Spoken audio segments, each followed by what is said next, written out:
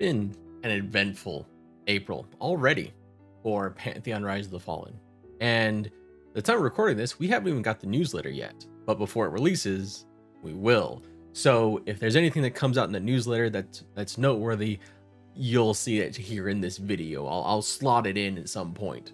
Oh, hi, it's me from the future or the past, or it's weird when you're recording a video at different times, but if you see this shirt, it probably means that it's an update from the newsletter, which came out today on Thursday.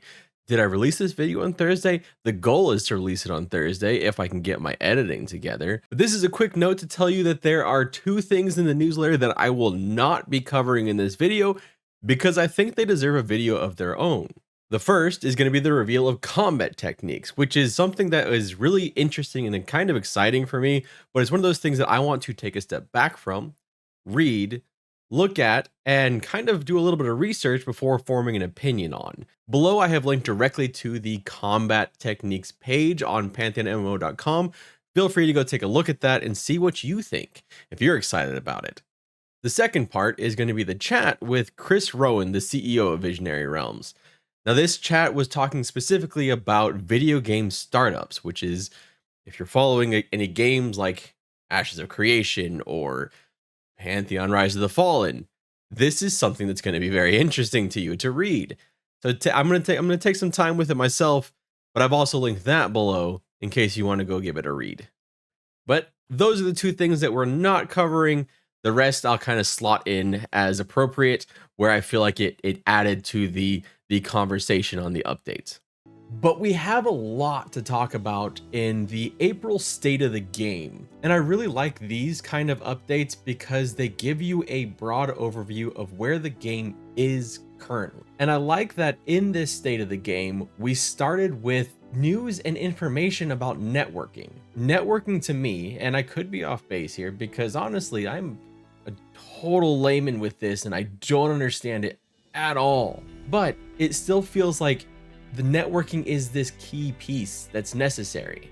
It's needed to move on with the game. What they told us about networking is that they're currently bringing it up to production level and that they're going through all of their to-dos, all of those background things that are necessary. Actual integration with the library into Pantheon has begun, with test connections being made, and the process now is really just porting over their components. And one of the key takeaways here was that Kyle said that this will be happening very soon. Very soon. Keyword maybe very, or perhaps those of us who are just starved for any kind of good and happy news about networking are just hanging on to that word because it sounds really good. It's probably one or the other, but I'm going to stick with the optimistic part because that's kind of what this channel is. This is an optimistic channel. I'm excited about that. I'm excited about the very soon. TM. So we got a bit of extra news on the newsletter about networking, and I wanted to add that here. In the newsletter, they said that a local version of the game has been converted to support the new proprietary networking solution, VINL. Vinyl? Wait, are we going back to vinyl? No, that's spelled with a Y. Anyway, work is underway on the most critical component of the integration, that is, updating character elements that govern how player characters interface with the game world. Now, the reason why I say networking is something I've been personally looking at as the next big step for Pantheon is because the way it was described, it felt like a pretty massive bottleneck, not just for alpha, but for the game going forward. Even for class implementation, like the summoner, appeared to be hampered by networking. Some of you in the comments know more about this than I do. Please let us know down in the comments. And while you're down there, you know, giving us all of your erudite knowledge on this, could you hit that like button? I'm testing out here to see if asking the little call to action that you see on every YouTube video, if it works better here or at the end when you've all left. Do it. From networking, we went on to art, and art is something that I'm always excited about. It's freaking art. I love art. I create things. It's what I do. And there's a lot of interesting stuff in this. The art team showed some pretty awesome new weapons and armor, like the glaives, which just look badass, and the halberds, all making me reconsider my chosen class. Are they going to make me have to roll a Dire Lord? Just look at these two-handed weapons. Idle poses have also been improved and updated along with frame-by-frame updates to casting. When they say frame-by-frame, I'm wondering if they might be talking about something more like keyframes. This was something that was brought up by Dez on Pantheon Plus. If you don't watch Pantheon Plus, why?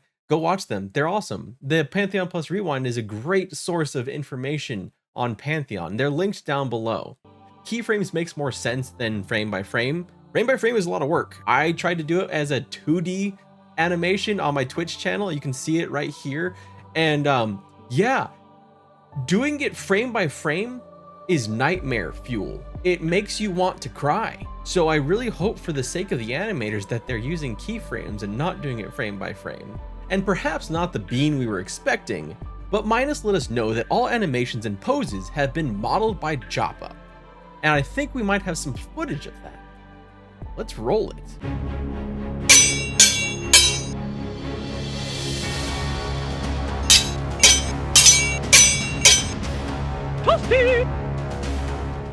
So after seeing that footage, I think that's a good segue to roll into quality assurance and how I may need to hire a QA person to make sure that shit like that doesn't get put on this channel anymore. The QA team talked about all the work they're doing, which sounds both arduous and necessary, traversing the known world to find all kinds of bugs, but perhaps the best part of this section was when they talked about some of those bugs. Like the current lack of eyeballs in Pantheon and how it's just nightmare fuel. I guess kind of like this. That might be kind of creepy, right? Is this nightmare fuel to you? Have you left the video yet? I guess if you left, I wouldn't know. You could leave at any point. And I'll find you. I'll find you. Now, Adam Estelle joined Minus from the design team to talk about where they're at. Crafting is fully underway with the expectation that it will go into testing very soon. Again, we hear that word. Crafting sounds like it's moving along nicely with building blocks in place and back-end support adding for recipes and materials. The front-end interface should be introduced very shortly. Y'all, we need to start working on a matrix or perhaps a library of these terms soon, imminence, very soon, shortly, very shortly, near future. Let's, maybe a library of Pantheon. I know you've got a lot of updates to do, especially with the most recent information that dropped this month. But can we get a glossary of terms, like just like a general idea of like this one, like a hierarchy of what's soon versus very soon? I think Baz and the team over at Library of Pantheon could handle that. Totally wouldn't be a difficult thing to pin down at all. Maybe we can get some merch though. I want a very soon TM t-shirt. Yeah. There's heavy focus currently on updating itemization and bringing loot tables more in line with what the team's vision is for how frequently and what items should be found on enemies. The cleric is currently in a partial state, which segued into talking about again how combat is not being revamped, how it's not being refactored, but instead they took a look at the existing structures and tools they had and asked what they really wanted the player experience to be and how combat needs to be adjusted on the back end to meet those goals. Key word there for me is adjusted, not, or I believe they may have used the word tweaked, but basically not remade. Like a certain article said, there's a video of it right here. Just words are important. Sometimes. Classes are being brought online in that specific framework while ensuring that the class itself is fun. Personally, I like seeing this kind of care taken with each class. Many games have suffered in the past from classes not being equally fun. I mean, I request Ranger. Do I really need to say more than that? Adam Estelle went on to talk about how the monk is feeling visceral and impactful, an example of a class that's in a good place, with the rogue as the counterexample of a class that still needs work. Class roles, class fantasy, and class fun are all going to be very important to this game in my opinion, more so than a game like say Lost Ark or New World. In EverQuest and World of Warcraft, the class you played was an extension of you, and to see that this much care is being taken with the classes is good, even if it means they'll take longer to implement. But let's be honest, we can, The rogue's apparently not in the best state. We can just skip the rogue and go straight to necromancer. I don't think anyone would be mad at that, right? I mean, necromancer versus rogue. You know, and hey, okay, so I understand that necromancer may be a bit of a hard class to deal with, so we can go ahead and scrap the ranger too. Like, I don't know a single person, no one at all that is really super interested in playing the ranger.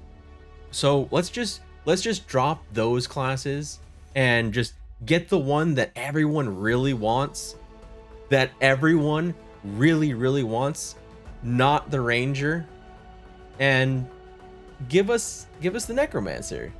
What do you say? I'm sure no one will be upset. Now, another good sign of the health of the project came in the HR segment, where we were told that there are currently 4 positions being hired for the team. Those 4 positions were character animator and rigger, environment concept artist, 3D environmental artist and world builder, and a 3D character artist. So, art. Lots of art. Any expansion of the team is something I'm going to look at with excitement, and right now even more so that they're art focused. Because I know that has come up in a couple of the past streams, even with the HDPR and in my comment section, where people have been somewhat concerned. But the stream ended with 2 reveals. The first, a lore-heavy introduction to Daedrum's Ascent, which cuts deep to the core of one of the things that makes me so excited to play Pantheon: the world itself. The heavy hand of the dragon at play here, the intriguing edifice, and the mystique of the flame-licked walls inside. Is this in honor of a dragon? Is it out of fear or reverence? Or perhaps the inhabitants just wish to emulate such power? There's a lot unanswered, and that's how it should be. When Pantheon releases, we'll need things to explore, stories to unravel, and mysteries to uncover. And one might think that that would be enough, because we've already covered a lot of subjects in the state of the game, at least just for a monthly dev stream. But they had one more thing for us. One more big reveal.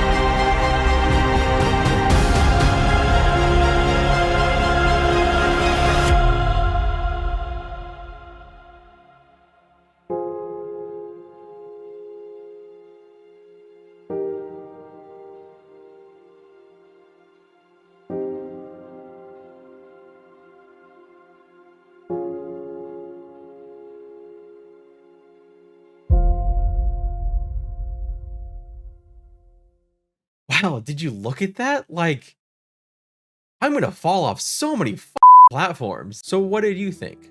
What did you think about the current state of the game in this update? What stood out to you?